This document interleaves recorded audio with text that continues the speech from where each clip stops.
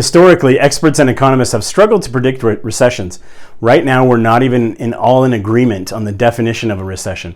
But when it comes to housing, are we seeing a market slowdown, a correction, or a recession? What do you think?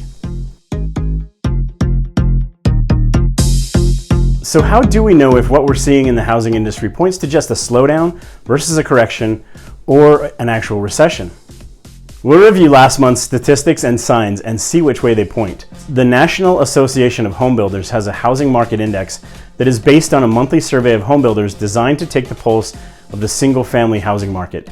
NAHB defines a housing recession as when builder sentiment drops below an index of 50. In August, the index was at 49. That would say at a minimum that the industry is contracting. National Association of Realtors President Lawrence Yoon said we are in a housing recession. Yoon then defined a housing recession as when home sales decline for 6 consecutive months, which is what has occurred already nationally. Here in Denver, August numbers indicate that existing home sales have dropped for 4 consecutive months, but there are other indicators from the Denver Metro Association of Realtors that points to at least a slowdown in the market. Let's first take a look at the new and the active listings. Active listings, in other words, the amount of homes currently for sale, are almost double what they were this time a year ago.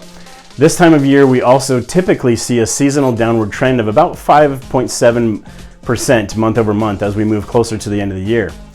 The surge of new listings hitting the market peaked a few months early this year. In August, we saw that number drop to 18.5%. Year to date, new listings and home sales are behind 2018 and 2019 by about 8%. Of course, that predates the pandemic boom and shows that buyers and sellers are moving slower this year than they did before the pandemic. Of course, this slowing is attributed to the rapid rise in interest rates, which increases the monthly cost to purchase and should come as a surprise to no one.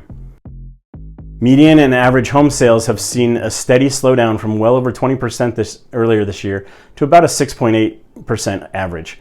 We've spoken about that as a price appreciation deceleration rather than actual depreciation. The median year-over-year increase was 8.5 in August. August did, however, mark the 125th month in a row for year-over-year increases in existing home prices, which happens to be the longest streak on record. So that's offered as perspective. Now, we are seeing a pricing correction in the real estate market as well, which goes beyond our normal seasonal retraction. Prices ebb and flow each year with the bulk price appreciation happening between the months of January and June, and prices predictably fall back as the relationship between supply and demand shifts from July to September. Now, typically, we see prices fall back approximately 5% from spring to late summer. However, this year's prices have fallen back 9.9% from peak pricing back in April. This graph shows month-over-month price change as it is compared to the last 9 years in our real estate cycle. Now, even though prices have fallen back 9.9% from peak pricing, the average home price is still up 8.4% from 1 year ago. We have a lot of room for correction. Higher interest rates are affecting the price points between $500,000 to $1 million the most, where in this market we have 27.4% of the units required to offset demand to create a 6-month supply of inventory, where we would flip over to a buyer's market. However, homes between 1.5 and 2 million are in the shortest amount of balance, where we only have 16.7% of the inventory required to offset demand. The luxury price points are holding fast and are actually tighter than average price homes in the Denver metro area.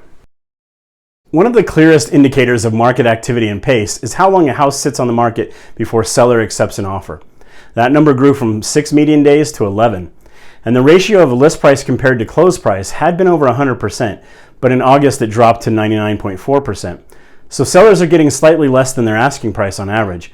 There are better ratios of marshmallows in a box of Lucky Charms. So the market is slowing, but should it be defined as recessionary, or is the market normalizing? While the word recession might introduce fear into consumers, the data shows that home values remain strong even as the tide turns in the favor of home buyers. Surprisingly, new home sales unexpectedly increased in August from the month prior, but the decline in median and average prices suggests builders are willing to negotiate. This bodes well for home buyers. There is risk in having a home built in a market where interest rates are rising so swiftly unless you are able to lock your rate. But builders tend to have a standing inventory that's move-in ready in a lot of cases. So new home prices are under pressure, however, with said inventory. Now in August, we actually saw interest rates dip back into the 4s, only to end near 6%. And in September, of course, rates have even risen further. The founder and CEO of Illumint, Kevin Mahoney, said, "You could chase better numbers for years on end in some cases if things don't go your way." There's a lot to learn from that. Now, locally in Denver, there were nearly 7,000 homes for sale on August 31st. That number is double 2021, 25% more than 2020, yet still 25% less than 2019. Inventory is still historically low, and we will see it drop as part of a seasonal trend as we enter fall and winter. So let's chat about the economy at large. Despite the recession talk, the economy is still holding on. Manufacturing is still expansionary. Consumer spending is still up. 315,000 new jobs were created, and unemployment is basically historically low, which is about 11.2 million job openings, while jobless claims are actually low as well.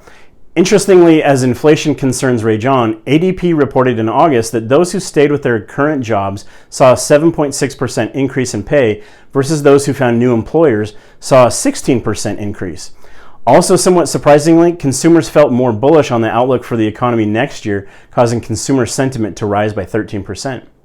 This points to hope that inflation will get curbed, positive job outlook, and a hope for a quick economic recovery.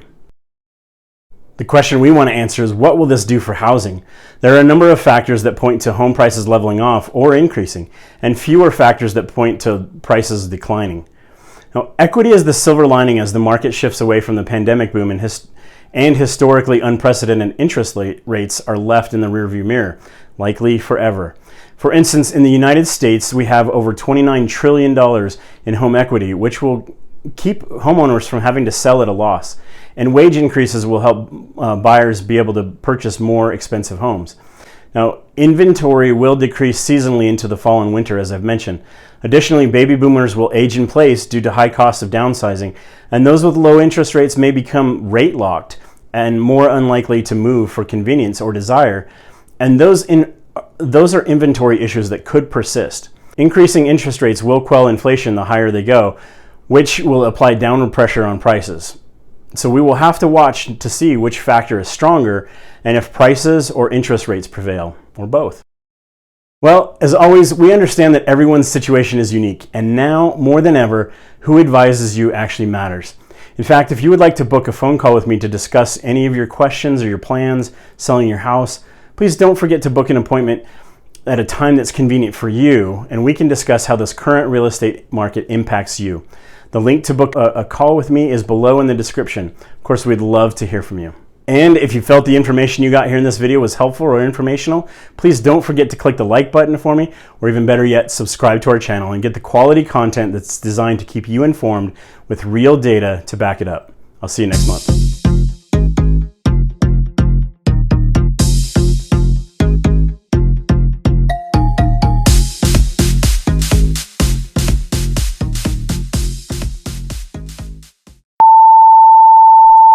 Year to date, new listings and home sales are behind 2018. This is how it goes all the time, whether you're here or not. So sellers are getting slightly less than their asking price on average. There's a better ratio of marshmallows in a box of Lucky Charms. I wasn't expecting to say that with you. Dude, so on that one, I like that a lot. But even sitting here, I could tell that you rushed through it, and so it lost the humor point to it. Dude, this whole thing sucks. I'm gonna have to redo it, dude. Dude, let me leave then. Let me go out so you can take a breath and do it. All right. I got you, dude. Don't worry about it.